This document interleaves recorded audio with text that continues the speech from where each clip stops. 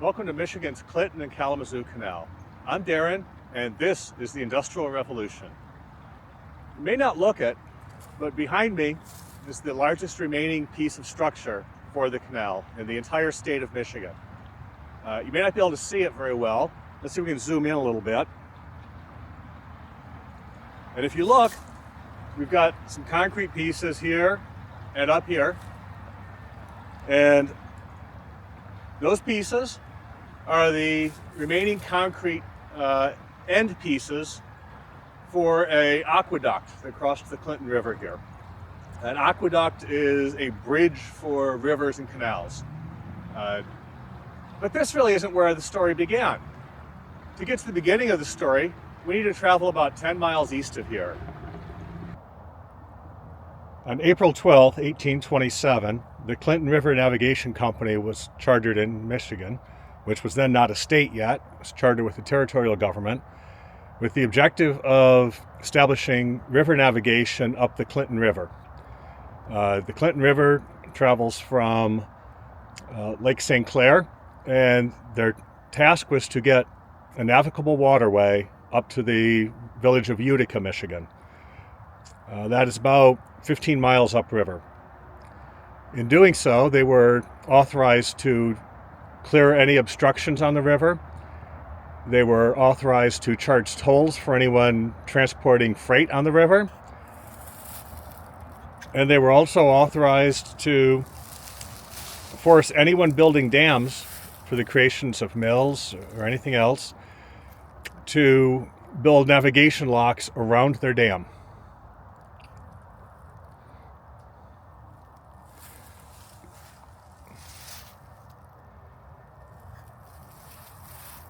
Unfortunately, it didn't work great, and that led about 10 years later, with Michigan statehood and the success of the Erie Canal,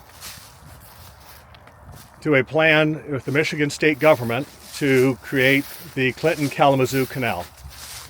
Instead of traveling 15 miles, it would travel across the entire state of Michigan and would allow water navigation from Lake St. Clair, just north of Detroit, to the western side of the state on Lake Michigan.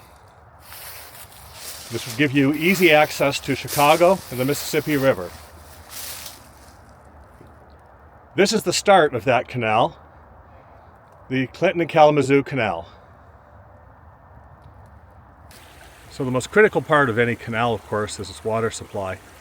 And we're standing on the banks of the Clinton River right now, just downriver from the point where the Clinton-Kalamazoo Canal took off from this river. In order to ensure a reliable water supply, they did create a backwater here, and if we take a look, we can see there's still actually some remains in the water. And this dam is nearly 200 years old. Not a whole lot's left of it. You still see some of the vertical piers and some ripples from the original dam structure itself. This would back up water sufficiently that behind the dam you would have enough water to get started on the canal. So in 1837, the state of Michigan was formed and quickly created the Board of Internal Improvement. The board's task was to create the infrastructure to allow the state of Michigan to grow. Specifically, they were tasked with creating 3 railroads and 1 canal.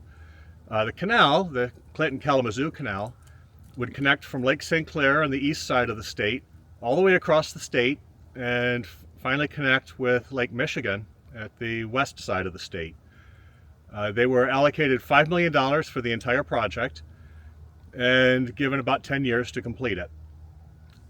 So about 10 miles west of where I began, the Clinton River is just off to my left and about 25-30 feet down from here. The waterway you see behind me that looks like it might just be a suspiciously straight stream is the last section of the Clinton-Kalamazoo Canal that actually contains water. It continues to the west behind me, but does not go much further. So let's continue to head west and we'll see where the canal goes from here. It'll start in 1837. The canal construction began relatively quickly and proceeded for a while. There were financial problems. There were financial problems in part because they only allocated $5 million for a huge canal and 3 railroads. There were market problems as well that created financial problems. And the combination of financial problems created a lot of issues with actually constructing the canal. They had unpaid staff. Those employees, after being frustrated at not being paid for long enough, would often wind up stealing materials, stealing tools. At one point, somebody actually burned the locks and stole the metal to sell as scrap. Now, if you can see the canal behind me, as I'm walking along it, it's dry. We're out of the water, and if you have heavy enough rain, this part of the canal will be wet again, but otherwise, that was it for the water. But we're not quite to the end yet. If you've been to many locks, you'll see that they are pretty much always made of either concrete or stone.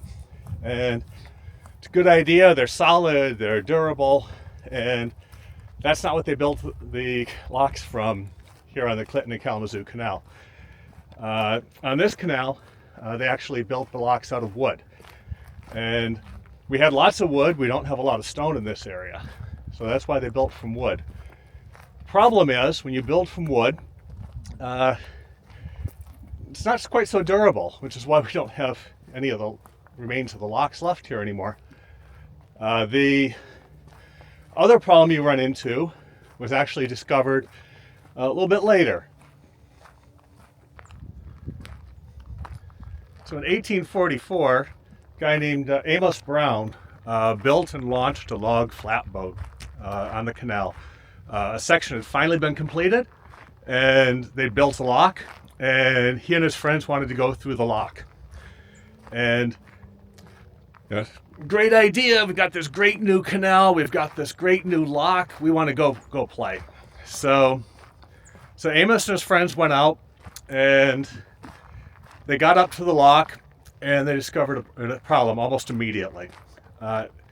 Turns out one of the reasons for building canal locks out of stone or concrete rather than wood is that it doesn't move much. With a wood canal lock, when they built it and everything was fine and all the dimensions were good, but then they backfilled the sides of the wood lock and it squeezed it in just enough that this newly built canal boat that was built specifically to fit through the locks, as most canal boats are built, with potentially only an inch or two of margin. This great new canal boat couldn't do it. It no longer fit because the lock had narrowed too much. So they had to rebuild the lock, but that was just one of the many delays. Welcome back. We're about 10, 11, 12 miles up canal, west of where we started at Canal Park in Clinton Township. This was, as I mentioned earlier, the final construction piece of the canal. This was an aqueduct crossing the Clinton River. The canal was scheduled to continue all the way to Lake Michigan, but with only $5 million allocated, with that money allocated for both the Clinton and Kalamazoo Canal and 3 railroads, and with railroad people put in charge, you can kind of guess where money went.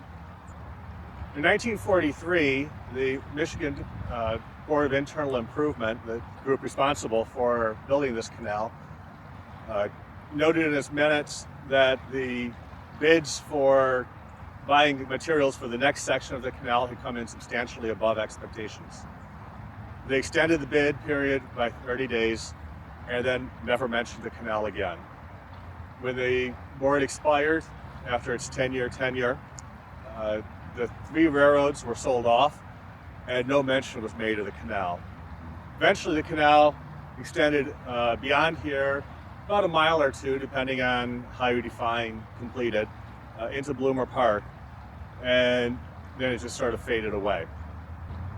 Had the canal been finished, this would have been a great way to move people and move freight across the state of Michigan, avoiding a very long, very dangerous route up through Lake Huron, through the Straits of Mackinac, back down Lake Michigan. A very treacherous route, as you can see from the sheer number of shipwrecks along that route. But alas, it was an idea that came along too late. The board was composed of railroad people, tasked with building 3 railroads, 1 canal, and not given enough money for any of it, really. So the railroads were completed, the canal was not, and then it was abandoned. So was it a mistake to build the canal? No, I don't really think so. Was it a success? Not even remotely. They only completed 13 of 216 miles. It never really had much freight on it. It was abandoned completely within a couple of years of that section even being finished. The railroads came in and took over for all of these spaces the small canals would have worked. Had this come along 20 years sooner, they probably would have finished the canal, and it probably would have been as big a success as the Erie Canal. It was all a matter of timing. So in the end, the Clinton-Kalamazoo Canal was about dreaming big. It was about the idea that if you really commit, if you set your heart to it, if you believe in it, you can overcome anything. So did the canal succeed? No, they only built 13 miles of 216, and even that section was abandoned within a couple of years. But did they dream big? They did. And isn't that really what the Industrial Revolution is all about?